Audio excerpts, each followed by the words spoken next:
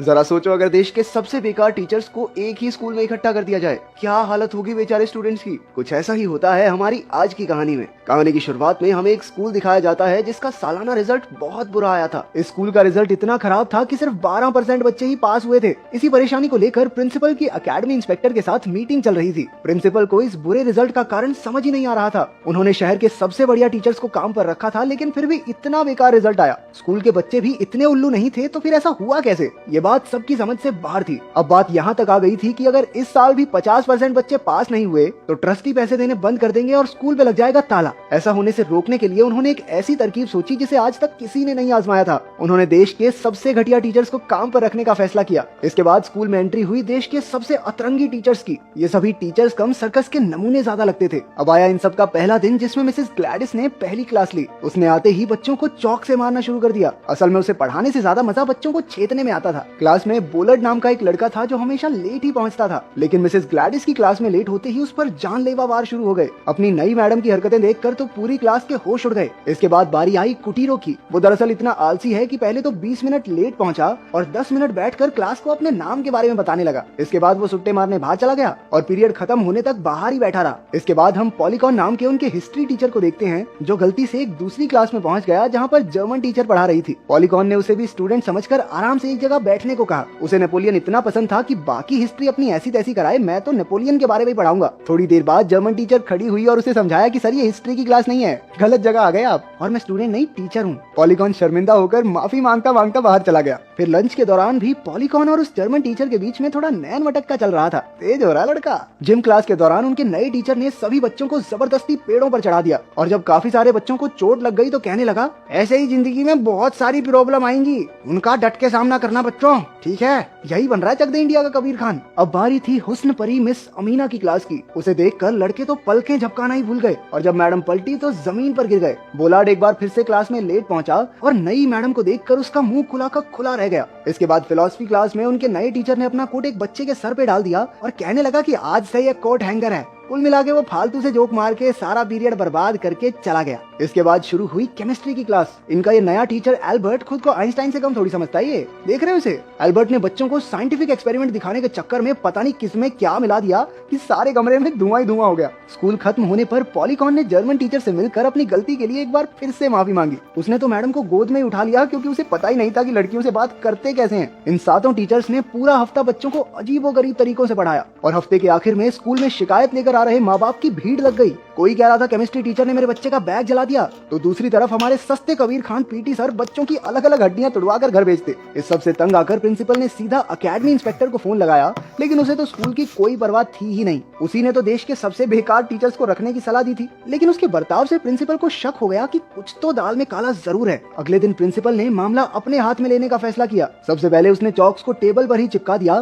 ताकि ग्लैडिस किसी को मार न सके। जब ग्लैडिस ने डस्टर फेंक कर मारा तो उसमें लगे स्प्रिंग की वजह से वो वापस आकर सीधा उसके मुंह पर लगा। जब आलसी सर की क्लास आई तो उसने आराम करने के लिए अपनी पिकनिक वाली कुर्सी निकाल ली, लेकिन तभी उसके नीचे धमाके होने लगे और जब वो टाइम से पहले ही क्लास खत्म करने लगा तो घड़ी के पीछे लगाए हुए प्रिंसिपल के स्पीकर में से आवाज आने लगी, अभी टाइम हुआ नहीं है, पढ़ाई करवा ले चुपचाप, 10 मिनट बचे हैं अभी। फिर बारी आती है पॉलीकॉन की, जो नेपोलियन के अलावा किसी चीज की बात ही नहीं करता था। इसलिए प्रिंसिपल ने उसकी क्लास में एक दूसरे चैप्टर को प्रोजेक्टर पर चला दिया ताकि उसे याद आता रहे कि असल में पढ़ाना क्या है। गरीबों के आइंस्टाइन मतलब हमारे केमिस्ट्री टीचर के पीरियड में तो गजब ही हो गया। प्रिंसिपल ने पानी के अलावा सारे केमिकल्स को ताला ही लगा दिया कि कहीं ये सारा स्कूल ही ना फूंक दे। अमीना मैडम की क्लास में बच्चे आते तो खूब थे, लेकिन ध्यान थोड़ा मैडम पर ही रहता था, तो प्रिंसिपल ने क्लास में लगा हीटर ही हटवा दिया कि अब तो पहनने पड़ेंगे कपड़े।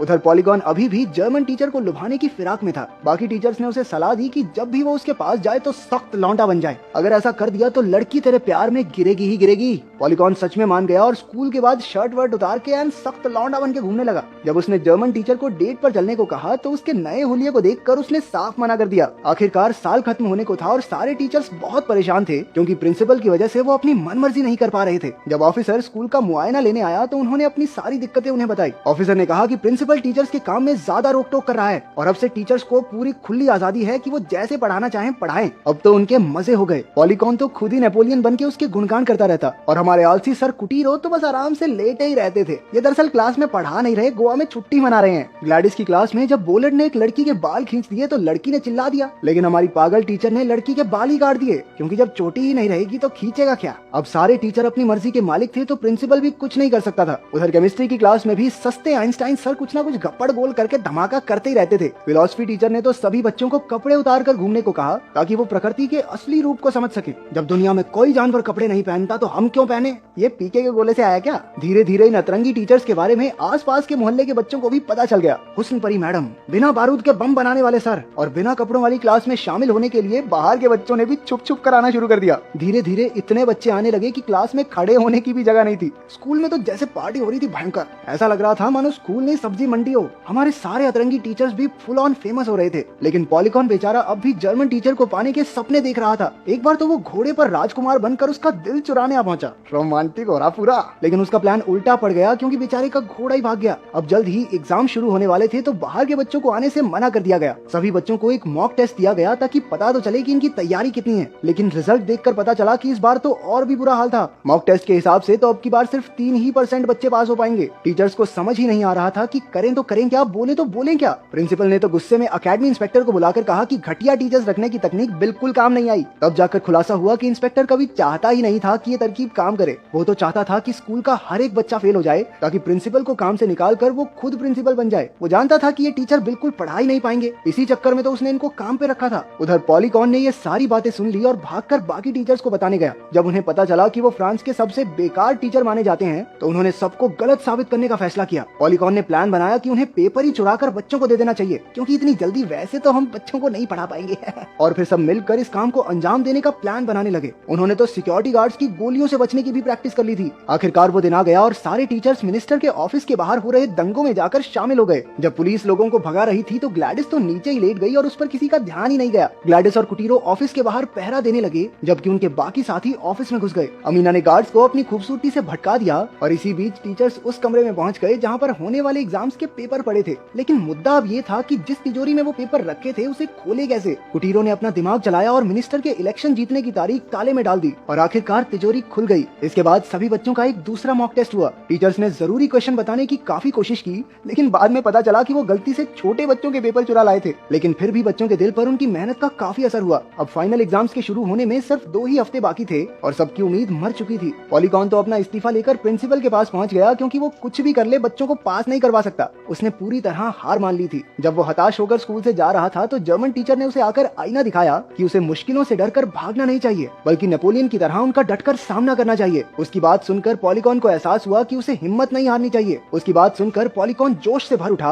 और छत पर खड़ा होकर सभी टीचर्स और बच्चों को उसने नेपोलियन की कहानी बताकर पूरी शिद्दत से पढ़ाई करने का हौसला दिया। उस दिन के बाद फिलॉसफी टीचर पेग लगाकर बच्चों को पढ़ाने लगा ताकि उसका दिमाग थोड़ा क्लियर रहे। ग्लैडिस की क्लास में बच्चे हेलमेट पहनकर आने लगे ताकि किसी को चोट वोट ना लगे और अपना सस्ता कबीर खान भी उन्हें ढंग से ट्रेनिंग करवाने लगा। 3 महीने बाद नतीजे आ गए और सब हैरान रह गए क्योंकि इस बार 49% बच्चे पास हो गए थे। लेकिन आंकड़ा अब भी 50% से कम था, यानी टीचर्स नाकामयाब रहे और स्कूल को बंद करना पड़ेगा। उधर एकेडमी इंस्पेक्टर शराब पीकर अपनी जीत मना रहा था और उसने अपने मालिक को अपने प्लान की सच्चाई बता दी। इस बुरे वक्त में अचानक प्रिंसिपल को एक खत आया जिसने एक ही पल में वक्त बदल दिया, जज्बात बदल दिए। उसमें लिखा था कि क्योंकि बोलार्ड कई सालों से लगातार फेल हो रहा था इसलिए उसे स्कूल से निकाल दिया गया है। इससे फेल हुए बच्चों में से एक कम हो गया, यानी कि 50% बच्चे पास हो गए थे। चारों तरफ खुशियों की लहर दौड़ गई और सब बोलार्ड को कंधे पर उठाकर नाचने लगे। इसके बाद सभी टीचर्स को स्कूल छोड़कर कहीं और जाने की इजाजत दे दी गई, लेकिन उन सब ने यहीं रहकर बाकी बच्चों को पढ़ाने का फैसला किया। एकेडमी इंस्पेक्टर के प्लान पर पानी फिर गया और आखिरकार हमारे पॉलीकॉन भैया ने भी जर्मन टीचर को